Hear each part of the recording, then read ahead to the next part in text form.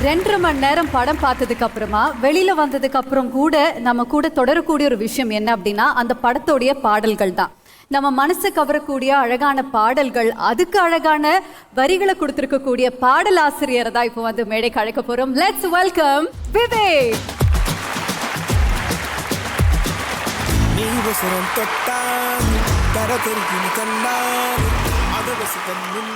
வணக்கம். இந்த படத்தில் வேற லெவல் சகோ அப்படின்ற பாடலில் சில வரிகள் இருக்கும். சோளம் வெடிக்கின்ற ஓசை, ஒரு காளை மாடு அடி எடுத்து வைக்கின்ற ஓசை, ஒரு ஓடை மென்மையாக அசைகின்ற ஓசை, சோள வெடி, காளை அடி, ஓடை மடி, கானமடி அப்படின்னு இருக்கும். இது எல்லாமே மியூசிக் தான், இது எல்லாமே இசைதான்ற மாதிரி இருக்கும். அதே மாதிரி திரு ஏஆர் ரஹ்மான் அவர்களோட மௌனம், மெல்லிய புன்னகை, அதற்கும் மேலான மென்மையான மனம், இது எல்லாமே இசைதான். அப்படி ஒரு மனிதனோட மேதையோட பயணிக்க முடியுதுங்கிறது வந்து என்னோட வாழ்நாள் பெருமையாக பார்க்குறேன். அண்ட் ரொம்ப அழகாகவும் ஆழமாகவும் வரக்கூடிய அயலான்லேயும் எனக்கு பாடல்கள் கொடுத்ததுக்கும் அவருக்கு நான் நன்றி தெரிவிச்சுக்கிறேன்.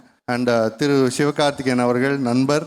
அண்ட் நான் எப்போவுமே நாங்கள் பேசிகிட்டே இருப்போம் 100 மில்லியன் லிரிசிஸ்ட் சிவகார்த்திகேயன் அப்படின்ட்டு.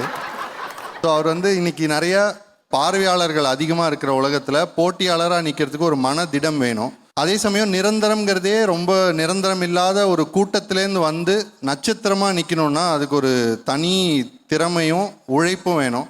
அது ரெண்டுமே அவர்கிட்ட இருக்குது. ஸோ அப்படி இருக்கிறவங்க தான் இன்றைக்கி ஒரு அடையாளமாகவும் பெரிய நம்பிக்கையாகவும் மாறிடுறாங்க. அந்த அடையாளங்களும் நம்பிக்கைகளும் தான் இன்றைக்கி இளைய தலைமுறைக்கு கிடைக்க மாட்டேங்குது. அந்த உழைப்பை அவர் கொடுத்துட்டே இருக்காரு. அதே சமயம் நான் போன அயலான் மேடையில் தன்னோட டைரக்டரை விட்டு கொடுக்காம அவரால் இந்த படத்தோட டிலே இல்லைன்னு அவர் சொன்ன விதம் இருக்குல்ல, அது தன்னோட டைரக்டரை பார்த்துக்கணுன்ற அந்த மனசு வந்து அதுக்காகவே அவருக்கு வெற்றிகள் வந்துட்டே இருக்கணும்னு ஆசைப்படுறேன். ரொம்ப நன்றி இந்த படத்தில் உங்களோடவும் தொடர்ந்து அடுத்த படங்களையும் பயணிக்கிறதுக்கு. அனைவருக்கும் இனிய ஆங்கில புத்தாண்டு நல்வாழ்த்துக்கள்.